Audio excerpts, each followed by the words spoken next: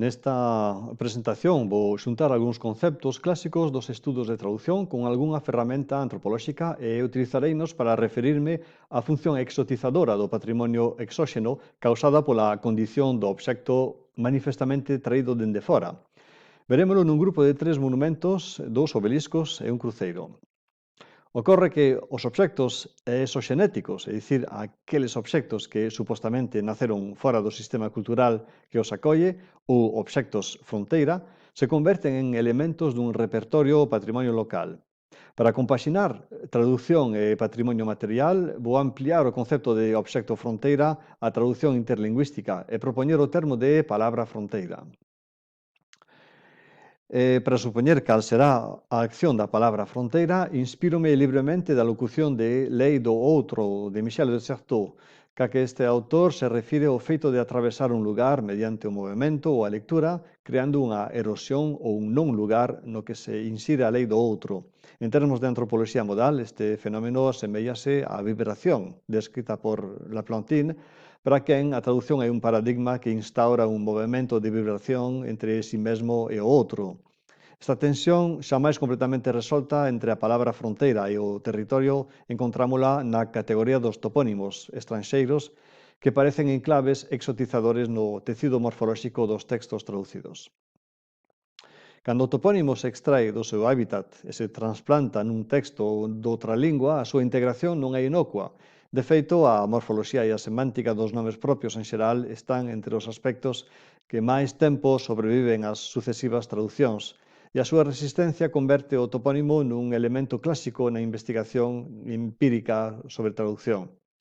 Ademais de garantir a coherencia lóxica e a cohesión lingüística, a traducción ten que solidarizar o tecido dos topónimos estranxeiros co seu discurso e a maneira de facelo revela as decisións que se adoptan para integrar un corpo estranxeiro, como un topónimo. Vexamos un exemplo cun topónimo do mar de Madagascar, traducido de francés a galego. Le banc de licorne está composto por un xenérico banc e un específico licorne que asociamos a unha especie de peixe. Entre os dous termos están contraídos a preposición e o artigo de. A barra vertical marca a fronteira entre os sistemas meta e orixe. Habitualmente, a letra inicial mayúscula serve de fronteira e parece a fachada dun edificio que sobresae das alturas do texto, igual que o monumento trata de impoñerse no espazo.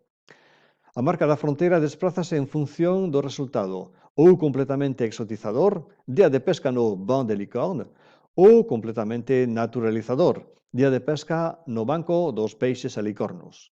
No caso de día de pesca no banc de licorne, o signo separa dous hemisferios que son o galego e o francés. Polo medio destas solucións atópanse fórmulas mixtas que se apropian do xenérico banc en banco, pero que procuran non transformar licorne en alicorno para conservar unha referencia externa. Día de pesca no banco das licorne ou día de pesca no banco dos licorne. As normas da lingua meta exércense ata a preposición de. Porén, a partir do artigo as do nome específico, a flexión do xénero correspondelle á da lingua estranxeira, o feminino do francés, la licorne, día de pesca no banco das licorne. Por un lado, o termo específico licorne consérvase en francés e, por outro, licorne vehicula o seu modelo de produción que actúa sobre a morfoloxía da lingua termo, aplicando así a lei do outro. No seguinte caso, o sistema morfolóxico da lingua meta exerce as súas normas ata na preposición e no artigo, e ábrense dúas posibilidades: aplicarlle a licorne o masculino do galego alicornio, como en día de pesca no banco dos licorne, ou ben destruir o obxectivo e con el a calquera posibilidade de conservación do modelo gramatical original. Día de pesca no banco de licorne. En calquera caso, a fronteira avanza ata a propia mayúscula do termo específico e o específico licorne acaba gobernado por un sistema articulatorio en galego. Resumindo, o nome propio foráneo é un enclave exotizador na paisaxe escrita traducida. Para traducilo, compre mobilizar os eixes paradigmático e sintagmático. Paradigmático para decidir equivalencias entre formas conservadoras, licorne, ou transformadoras, alicornios.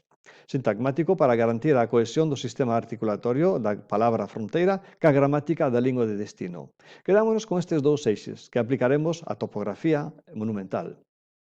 Antes de pasar a describir o comportamento dos obxectos fronteira, tiraremos proveito da teoría do polisistema de Evans Zohar. Interésanos porque permite deseñar representacións e espacializar o pensamento e podemos concebir a traducción como a procesos ligados por elementos que ocupan posicións no espazo.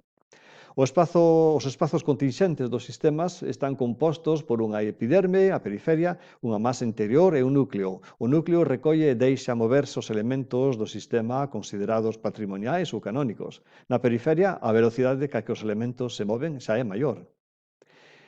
O modelo foráneo gravita na periferia. Atravesa lentamente a masa antes de que as industrias culturais que operan na masa propoñan ese modelo para o núcleo. Unha vez dentro do núcleo, o modelo busca o seu sitio mediante a chamada actividade secundaria. As dinámicas son centrípetas, a atracción de novos modelos e obxectos para o núcleo, e centrífugas, afastamento de obxectos e modelos. A masa funciona un pouco como o concepto económico de semiperiferia da teoría do sistema mundo, é dicir, que a masa serve de intermediaria para cubrir as necesidades do centro. Pode acontecer que un obxecto antes canónico perdese a súa posición, enfriase, quedase gravitando na periferia. Esa corentena na periferia é suficiente como para que o obxecto lles parece innovador ás industrias culturais que o redescubran e impulsen de novo a súa viaxe para o centro do sistema. Por iso comprendemos que, se o sistema é vigoroso, exerce resistencia contra os modelos de fora. E, polo tanto, un sistema poderoso ralentiza a progresión de elementos foráneos dentro da súa masa. En cambio, cando o obxecto foráneo é un obxecto fronteira, son as propias dinámicas dos sistemas as que se contraerán para introducir o obxecto, que se perpetúa dentro do núcleo mesmo. O monumento exoxenético non ten que gravitar previamente pola periferia. Agora vou considerar o binomio de lugar e topónimo como dúas construccións converxentes que forman a consistencia material e inmaterial de determinado espazo. A do lugar é unha construción topográfica material, obras, instalacións, pedestais, etc. E tamén topolóxica, inmaterial, orientación, diálogo con outros elementos, lendas. Mentres que a do topónimo é unha construción lingüística deseñada para ser proxectada, almacenada, nunha forma de espazo que é o texto oral ou inscrito, e reaccionar en cadea cos demais nomes propios nese soporte, que pode ser un texto turístico.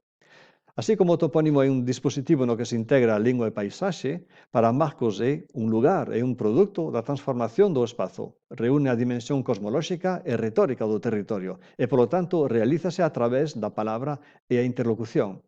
Xa confortados e confortados no comenzamento de que o estudo da traducción non pode senón favorecer a reflexión sobre o espazo, exploramos a correlación que se establece entre os obxectos fronteira e as palabras fronteira, en termos de paradigma e sintagma. Efectivamente, antes extraímos a partir da descripción do segmento do banco de helicornios a dimensión do paradigma dominado polo nivel de equivalencia, bon ou banco, alicornio ou licorno, e a dimensión da sintaxe na que se busca cohesionar o topónimo dentro do tecido morfolóxico do texto meta.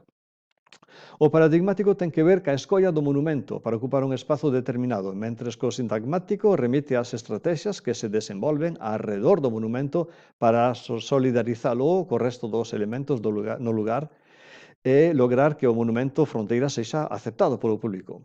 Consideraremos tres procesos de exoxénese que no seu momento penetraron en núcleos xeoculturais. Nos tres casos destacan os paratextos que funcionan de modelos e que garanten a actividade secundaria dentro do núcleo.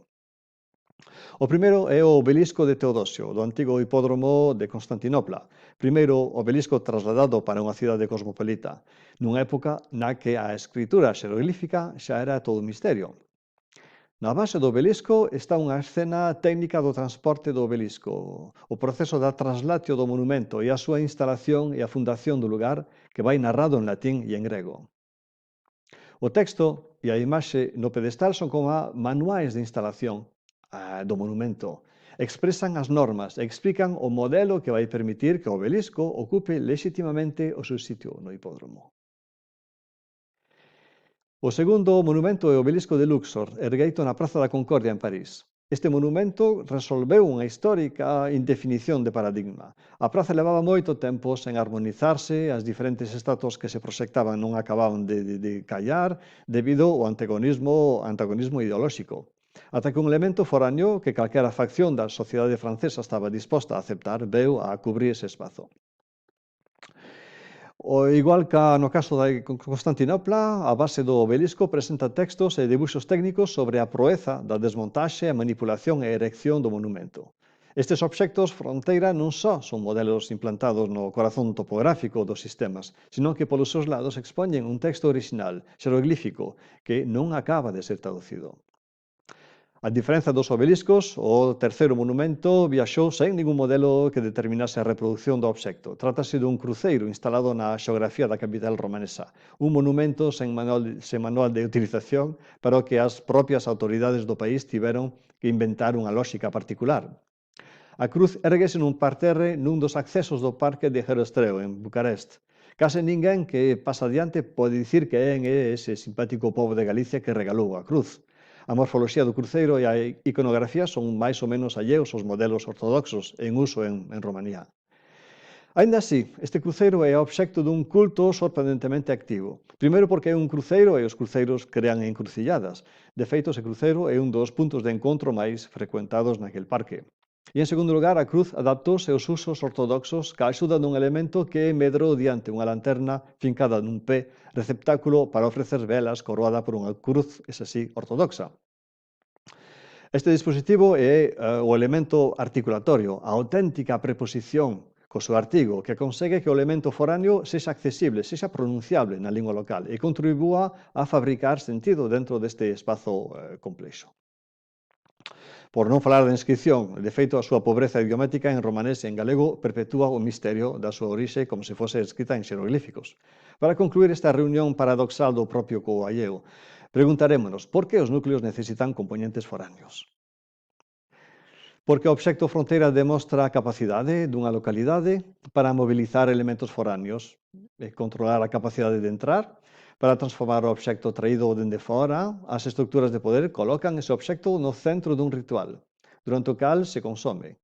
Neste caso, o obxecto fronteira sería testemunho da capacidade da localidade para conseguir os elementos foráneos ou para amortecer a súa influencia. Dado que o elemento extraño serve de pano de fondo sobre o que contrastan as entidades locais, o obxecto fronteira alarga a profundidade de campo, destaca a relación que existe entre os demais elementos patrimoniais de produción propia.